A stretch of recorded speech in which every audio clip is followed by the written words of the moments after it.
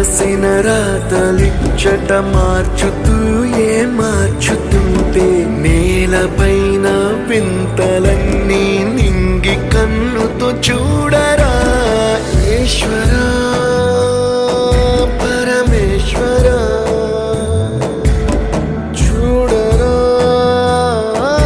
ఎటు చూడరా మసకబారిన కంటి పాపకి ముసుగు తీసే వెలుగులాగా కాలమడిగిన కఠిన ప్రశ్నకు బదులువై